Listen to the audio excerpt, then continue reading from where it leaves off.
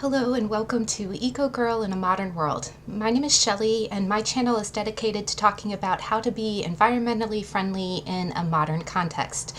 I welcome you back, and for any new subscribers, please thank you for checking out my channel. Last video we talked about fashion trends. We talked about MermaidCore. So I wanted to do just a follow-up video about it. I was planning a trip to the beach the last video, so I am back from the beach, and I wanted to just go ahead and give you a kind of a beach recap. And it's interesting. While I was at the beach, I got a lot of positive feedback about the eco outfits. I also got a chance to utilize a lot of my eco rules with the way that I shopped. I picked up some new things that we're going to talk about, and and then I'm going to end the video with talking about kind of two important topics that talk about water conservation and seashells, since that's all, you know, it's kind of like a hodgepodge. I guess you can consider this my photo dump. on Instagram they have like a, you know, end of the week, everyone dumps their photos. This will just be my eco recap of my beach trip and everything else. But to jump right in, it was a great trip. I only went for like 3 days. And it was right after Memorial Day. It was the first weekend after Memorial Day. So yeah, there were plenty of beach goers, but the beach I went to is kind of on the mid-Atlantic side, and it was a little bit chilly. And I remember a lot of the outfits that we went over from MermaidCore were a little bit more on the layers side. And I know I probably need to talk a little bit more about the, you know, blistering hot summer outfits, which is what I've got kind of on today, because today was hotter. Today was like 92 degrees. So I definitely understand, like in the last video we talked about like wearing a sweater over your outfit, and of course when it's 90 degrees that's not plausible. But a few of the stories that I'm going to share today talk about that, about how I did actually get compliments on the outfits, and they worked out very well, and I was very proud. I was glad that everyone liked them and they were very comfortable. But to jump right in, I went the first weekend after Memorial Day, so it was a little chilly. There was one evening, it's like I got there on a Friday, and Friday was beautiful. It was like late 70s, early 80 degree weather with lots of sun. But then Saturday was a little chillier and windier. And it's funny, over Saturday night, it got really windy, and actually it was what was going on is there was a lot of storms kind of circulating over the Atlantic Ocean, and I did start getting a little nervous. I was like, oh gosh, you know, if Jim Cantori shows up, I'm running, right? the weather guy, adverse weather guy from the Weather Channel. When you see him coming, there's bound to be like an insurance claim for something. But I lucked out, and it was windy that night. It was cooler that day and windy that night, but then the next day it was gorgeous. Now, what happened was, so I did really lean kind of more on the layered outfits, and I know, you know, once we get into the heat of summer, which we're almost on the first day of summer, you know, June 23rd, so it's going to start getting hot.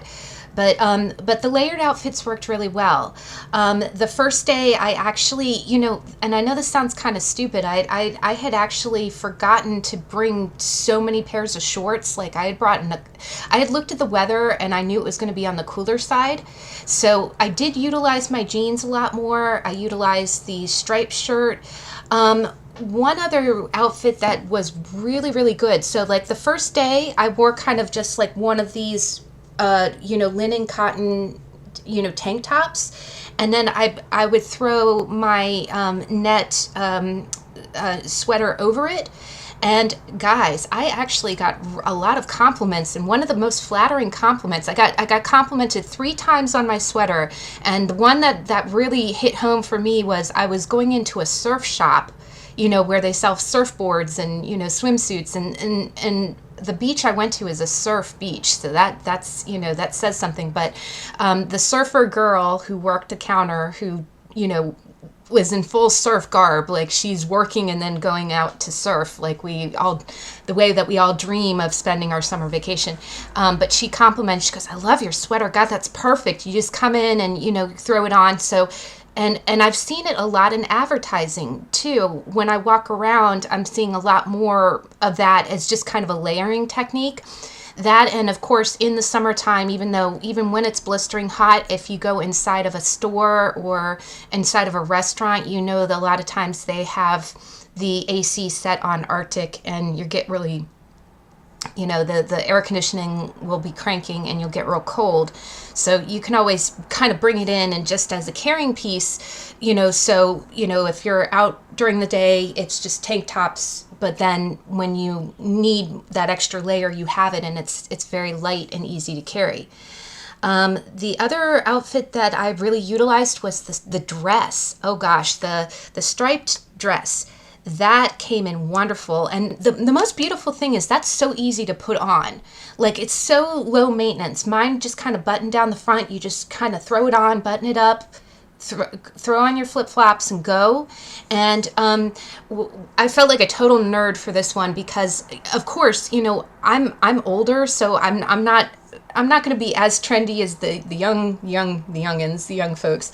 But I was so flattered when this beautiful young teenage girl came up to me and goes, "I love your dress." And I was kind of, I don't get out much, so I apologize. I was very socially awkward with my response. I was like, "Oh my God, thank you so much." And I did not go into my whole spiel of, "Oh, it's 100% cotton," because that scares people sometimes. I try not to do that to people, but she was so sweet, and I was just so flattered because I see a lot of these girls who are just, a lot of the girls wearing, the more high-waisted linen shorts and then kind of the crop tops, looking good, for their age, for someone to walk up and say, "Oh, that dress is so perfect." And the other thing that was perfect about that dress is that I did my beach combing. Like, I walked along the beach and collected my shells. I have shell bowls, and I'm very respectful of, I don't over collect them. I know that you have to be mindful of how many you pick up. But I have shells that have been brought to me from different beaches and, in different states. And when I went to this beach, I reserved a glass bowl, and I came back, and I absolutely love all the pearlescent shells. I just think they're so pretty, and in a minute we'll talk about shells again. But and I found one piece of driftwood. My lone piece of driftwood was so pretty, and I was excited to find it. But I just walked along the beach, and I didn't mind of the hem of my dress. My dress is 100% cotton. I didn't care of the hem of my dress, as I would just kind of hold up the dress as the waves came in, and the hem of my dress got soaked and sand stuck to it, but the moment I got back to the boardwalk, it dried out just fine, and the sand would just shake off, and I got a lot of compliments on the dress too. People were just looking and watching and thought, and I did feel like a mermaid walking down the beach in this just skirt, a simple, summer dress, And it was very cool to wear too, because I wore it on the hotter days, and of course you don't have to go with a dress that's as long. You could go with more of a knee length one, and that is another thing that I've been seeing in a lot of the stores and everything else. So I think I think I got that outfit right, and it was very functional, and it made me feel very pretty. Now, the sandals got into it. If you watch the other video, I have a new pair of sandals, and, that are linen. And gosh, guys, you know how you talk about breaking in shoes? I don't think we break in shoes. I think shoes break us. And again, in the last video, I always seem to want to show you pictures of my feet. I won't do that to you, but let me just tell you, the cute sandals bloodied me. The cute sandals hurted me. And maybe I should have worn them more, on a few trial runs, but I was doing quite a bit of walking. My black, Birkenstock like sandals were just fine. They never hurt me. I can walk for miles. But the cute new ones did blister and bloody me, and it hurt. I had to gird my toes with Band-Aids. So I have to, as much as we love fashion and as much as we love just a good flip-flop, and if anybody knows of a good sandal brand that is cute, that looks kind of like, I kind of like the ones that wrap around the big toe, but if anybody has any suggestions, because I've been searching for a replacement, and actually the sandals, I would just buy another pair of the sandals that I had before, but they don't make that style anymore. And I would like it to be kind of cute, something that you can, wear with a sundress and have it not look so Birkenstockish. But, it's hard. It's hard. But so unfortunately, I did keep the new sandals, but you don't wear them if they hurt you, right? And I know fashion is pain sometimes, but unfortunately the sandals didn't work out too well. But another thing that I did is, because I did kind of fail to bring so many pairs of shorts, I did do a little bit of clothes shopping. I wasn't real intent on picking up a lot of stuff at the beach, but as you know, following my eco rules, I always look at the tag. Is it 100% natural fiber? Is it pre-owned? Which you would think at the beach everything would be new, and the universe always smiles down on me for some reason. I walked into a store that was part consignment shop. They had one rack of like clothes that were pre-owned, like a thrift store. I was like, oh my God. And I was so excited. I was like, wow. And one of the eco rules, if you watched my vintage video, you never want to go by just the size that's on the garment. Because I found a great pair of shorts that I'm wearing right now that are like a light blue color and 100% cotton and pre-owned. But when I looked at the tag, they said they were a size 13. And that's not my size. I usually wear depending on, the year and my weight fluctuates, but I didn't think they were I thought they might be too big. I went into the changing room, and that's another rule from the vintage video. Whenever you can, try it on. Don't just go with what the size says, because sizing has changed. It's not very accurate, especially for women and for girls. It seems to be all over the spectrum. But I tried on the shorts and they fit perfectly. They fit like a 9, honestly. And I tried them on. They were great, and they were $12. 100% cotton, a beautiful light blue beachy color, pre-owned, not expensive. Went ahead and picked it up, and I always wash my clothes first, so I didn't just like put them on and wear them. But that was a great beach find. I also found a pair of red jeans that are Gloria Vanderbilt. And later I'm gonna do another eco trends video for the 80s. I love 80s stuff, but that's a very Gloria Vanderbilt really revolutionized jeans. Before Calvin Klein, she was really the first person to her slogan would be, she creates jeans that fit women. Like, she was probably one of the first persons who created curvy jeans. And the crazy thing is, when I looked at the tag of these, and they're red jeans, they were so cute, red jeans, and when I looked at the tag, it said size 4, and I was like, oh, for pity's sake, that is not me. I don't wear no size 4. And it had a little bit of stretch to it. It's like 96% cotton and 4% elastane. But I tried them on, and they fit too. So I had one pair that looked like it would be way too big, fit perfectly. A pair of jeans that were sized super small, and they fit perfectly. So always check it out. And what was it? The red jeans were like $16. So for under $30, I got 2 really cute pairs of pants, shorts and jeans. And I will show you the jeans in a future video, because they are really versatile. And the greatest thing is that, being pre-owned has a lot of benefits. That garment's already in existence, right? And so I was super excited. I got a chance to exercise my eco rules. Now, the last thing that we talked about, and I did not expect this, so this is another blessing from the universe.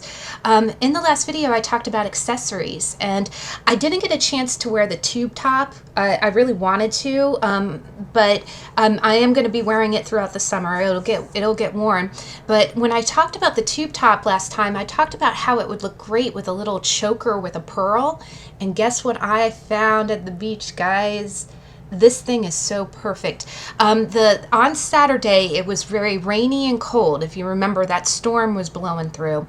And it happened that there was a craft show, like an outdoor craft show right on the boardwalk that morning. So it was cold and windy. It was like 60 degrees and the wind was really coming off the ocean. But it was good for the vendors because no one was on the beach. Everybody was at the craft show with coffee and hot beverages, hot tea. But I spoke to this wonderful lady and she had these necklaces, and I'll post a link to her below. But the silver has a special story to it, and it is a real pearl. And guys, I have not taken this off. I have been wearing it nonstop since I came home, right? The other thing I mentioned in the video is how that sometimes those sundresses would look great with a bangle. And I found this wooden bangle. It was originally priced $10, but it was half off, so I got it for $5. I also wore this the entire trip, and I've been wearing it every day. It's very comfortable. And something about, it being wood is very lightweight. It goes, and it goes with the blue striped dress. It goes with the blue shorts. It looks good with cool colors and warm colors. It's just kind of like a neutral, and I really love this thing, guys. I felt very, very mermaid. And then the last thing that I got is that, and this is more of a touristy thing, but I did go ahead and get a Cowrie shell anklet. And I know those are, that's a typical beach thing, but I really felt like that was real MermaidCore because it being around the ankle. If you're wearing shorts, it looks very surfer girl. The other thing that I really liked about it is that if I was wearing jeans, or if you're wearing, maxi skirts have been very popular. You can wear it with a maxi skirt, and when you sit at like a high top table, it kind of peeks out, like your jeans or your skirt kind of pull up and you can see the anklet, and it's kind of this little wink of MermaidCore. And I think that's cute. I think that's cheeky. I think that's flirty too. I think it's an ode to the ocean. And I actually found that for like $7, and I know that's more of a touristy thing. But that was the beach vacation. One last thing that I did take away, and this is gonna be in a future video, is that I did kind of walk away with something a little bit kind of interesting that we're gonna talk about in home decor and in upcycling. So that's a surprise, but all of my friends know about it, but it was something that I also picked up that was a good way to upcycle and reuse materials that are already in existence. Now, I had a fabulous time, as you can tell. I spent a lot of time beach combing and just walking on the beach. It was a full moon, and we got a few sunny days, which was perfect. And it was really nice to get away. Now, one thing that I loved is that after I came home and I created a bowl for my shells, like I organized all the shells that I had collected. And if you remember the last video, I talked about how beautiful shells are, like for instance, actually, I showed you my Queen Anne's conch the last video, and I actually got this during the vintage. If you watch my vintage video, I got this at one of the vintage stores that I had purchased my my jumpsuit from. And what I've really noticed is that, as I was creating my bowl, I really just noticed that the shells are so different for every beach that you go to. But what's miraculous about them is just the way, the texture and the shape and the density, how hard the shell is. And I know that's just, that's a wonder of nature. But what really got me thinking about it is not only just my collection of shells and comparing, the different varieties of marine mollusks that come from different areas, different beaches.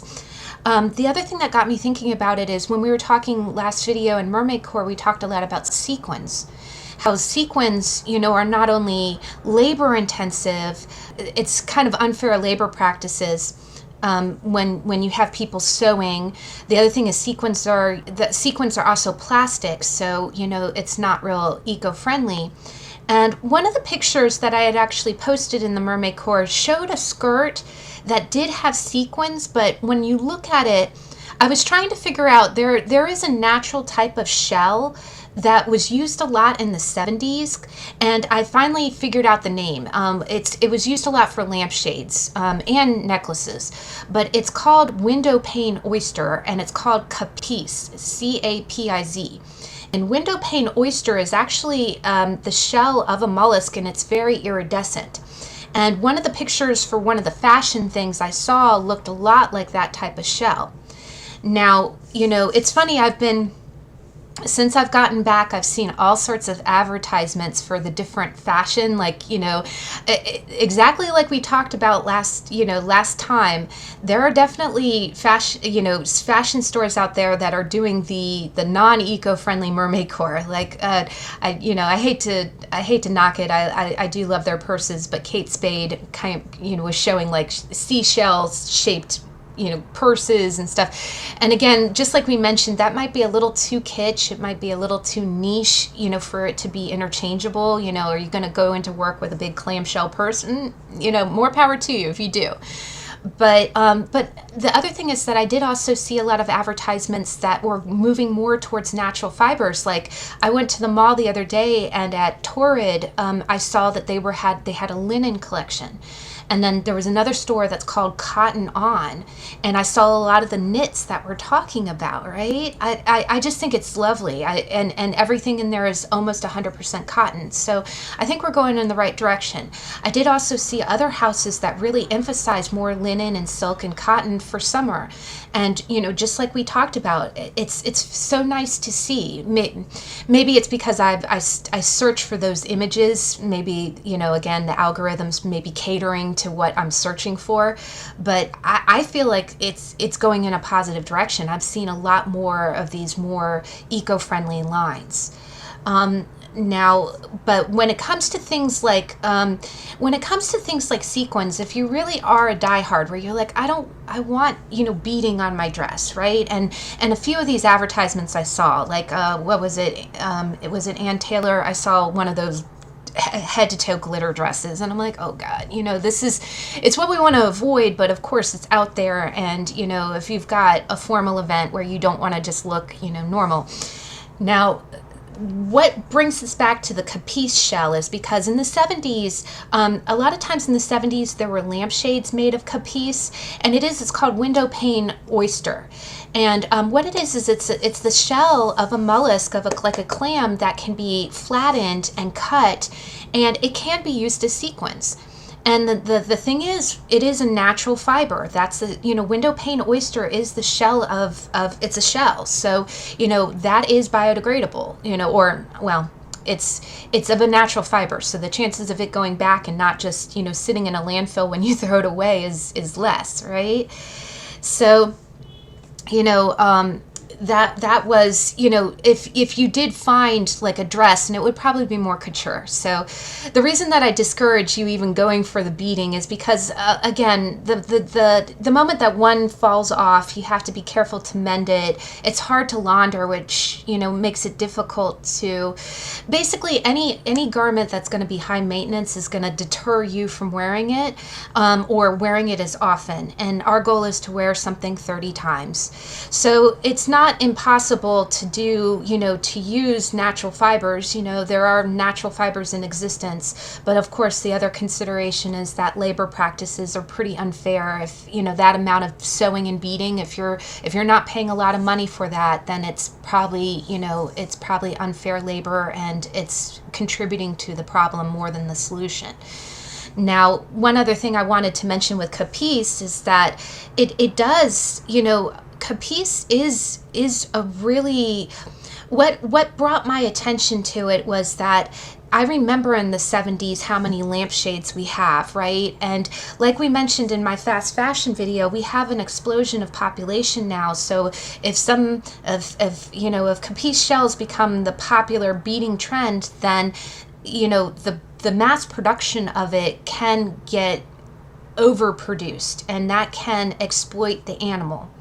So that made no sense that sounded better in my head. But long story short, even like with my pearl necklace, when something is created, so, and this has actually happened in the 70s too, when those lampshades and, you know, sequins and beading using Capiz shells became the popular thing, what's going to happen is that's a natural resource, right? So what you're going to do is you're going to start farming that type of animal. That type of windowpane oysters are going to get, you know, almost like you know, like cows give us milk, you know, and cattle give us beef. Chickens are, you know, raised for their, you know, for their feathers and for their meat. Windowpane oysters would be raised for their shells. And what happens is if it's in demand and it's being mass produced like that, it can over harvest. That's the other consideration. So I was curious about it and I kind of looked it up, and there's actually it's a very big industry. And the other thing that amazed me is, you know, looking at the shape of shells, I actually looked up a few videos here on YouTube on how shells are made. And, you know, windowpane oyster, Capiz shells, my Queen Anne's conch, my pearl, all of those are made by mollusks and clams taking carbon from the atmosphere and creating a shell. Like they're soft, you know, they're almost slug-like organisms that are putting layers of what they call nectar, and they're taking carbon. And believe it or not, carbon is what we have all in our atmosphere, right? You talk about global warming due to carbon emissions. That's what shells use to create things like, you know, like conches and caprice and pearls. Now, and I just saw an article that talked about how we're trying to, instead of making animals, you know, instead of harvesting animals for this, they are looking at the science of it on how maybe we can pull the excess carbon and create shells, you know, synthetically, you know, without having the animal to have to do it, you know.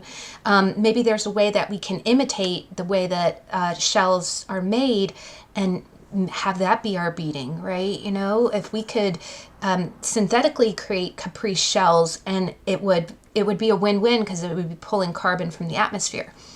But it's just really amazing. It's amazing. And actually pearls, oysters for pearls are also kind of, they're a lot exploited too, just like cows or cattle, or, you know, the same reason that people are vegan. You know, pearls have kind of a long history. What happens is it's a soft, you know, slug-like animal inside of a shell, and that shell is created by pulling carbon, filtering it through the salt water of water, and it becomes, of course, a clam shell. Now, what happens is there's a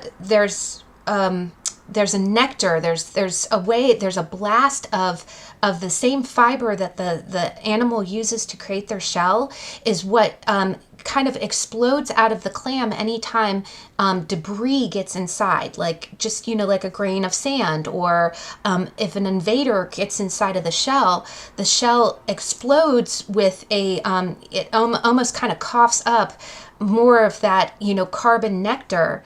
And what that does is it looks like it almost looks like a little poof of dust, but that dust is the exact same thing that coats with the same nectar that covers a pearl. You know, the same hard substance gets kind of blasted out of the shell. Now, the way natural pearls are made is like a little grain of sand or some kind of little intruder gets in. The clam kind of coughs up the nectar, and if it can't expel the grain of sand, it'll start building around the grain of sand to protect itself, right? To kill the invader and to wrap it in the nectar, the same nectar that coats the inside of a clam shell. You know, the same nectar that creates this inside of a clam shell is the same nectar that creates your pearl. Now, and I'll post the videos explain it much better than I do, but what it was amazing about it is that, you know, natural pearls are created the natural way, but of course, pearl farming creates pearls too. And I'll post the videos below if you want to learn more about it. It was really fascinating to me just because, you know, just like I talked in in the feathers video, I talked about the health and livelihood of birds. Here, I was kind of concerned with the health and livelihood of Windowpane, Capiz, oysters, and the mollusks that create pearls. Because I love pearls. I think they're beautiful, but what happens is when you run a pearl industry, you grow pearls, right? You have to keep the clam alive, and you have to insert what they call a nucleus. And the nucleus is a piece of biomaterial from another clam, so it is expensive. It's not, you can't just put a grain of sand in a clam and have a pearl pop out. The other thing is that about 1 in 4 oysters, if you don't do it properly, first off, if done improperly, you won't have a perfectly round pearl. The other thing is improperly, 1/4 of the oysters will die. They can be harmed if you don't open them correctly or place it perfectly, or when you go to retrieve it, you have to be gentle to the animal.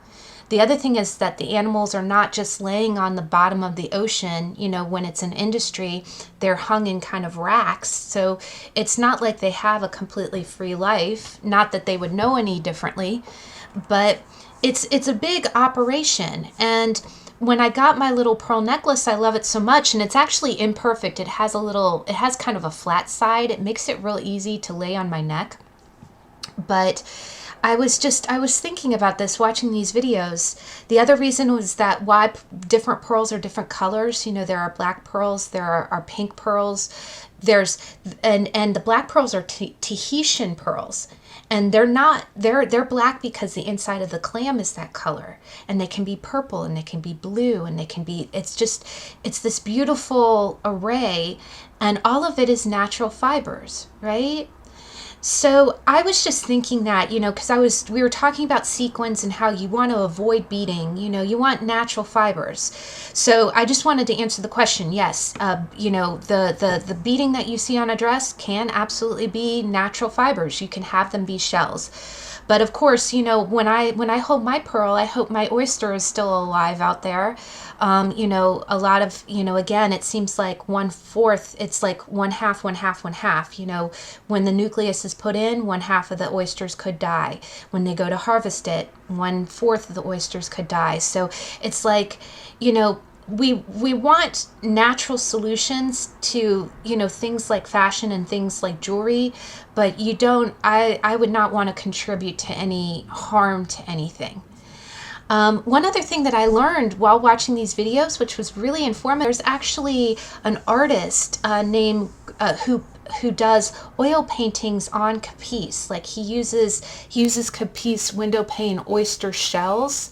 And I think these are discarded shells. These might be like, because oysters do eventually have an end life. It's not like they don't all perish because of harvesting. Sometimes they just live their life and then are deceased. But there is an artist named Gregory Halili, who actually he is an artist from Pennsylvania, in the United States, but he is from the Philippines. Like he is born and raised in the Philippines, and he does beautiful oil paintings on Capiz shells. And I thought that was amazing, and I thought that was a beautiful tribute, and that's actually a really gorgeous piece of art. If you're investing in something unique that is, and the canvas is natural, right? The last thing that I did do is one other piece of jewelry that I did buy. I'm usually very hesitant to buy any resin jewelry because resin is plastic. But while I was shopping, I did see a beautiful necklace that looked like it's a circle necklace on a leather cord, and it looks like the ocean. And what it's called an abyss necklace, and I'll put the name of the maker, but what really impressed me is it is an Australian company. I think it's called Bold Bee, And I'll put the link down below as well, but Bold Bee, actually a portion of the proceeds of the sale of the necklace goes to scouting out fresh water supply sources for countries in need. And that's a cause that I've really been advocating for.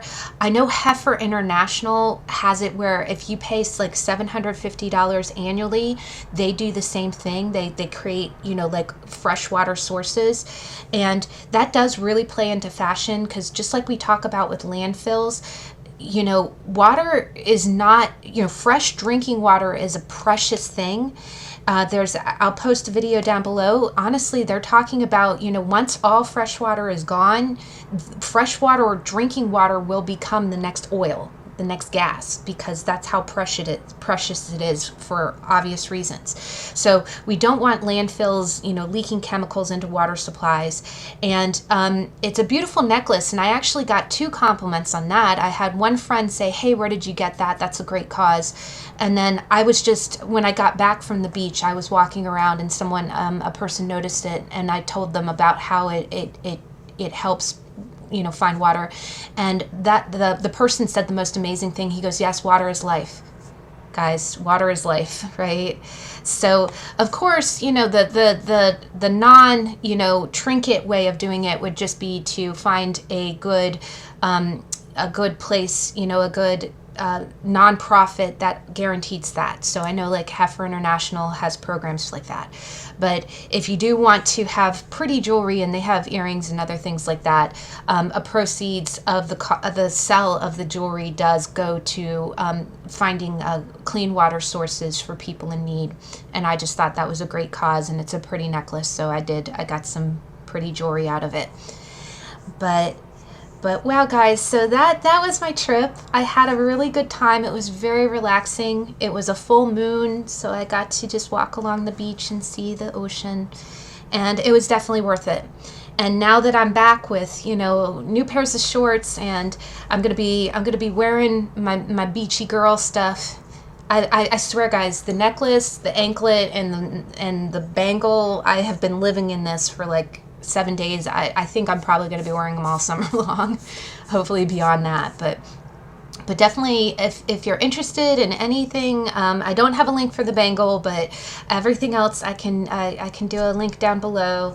And definitely check out some of those videos, the videos on how oysters are made, and you know, how pearls are made.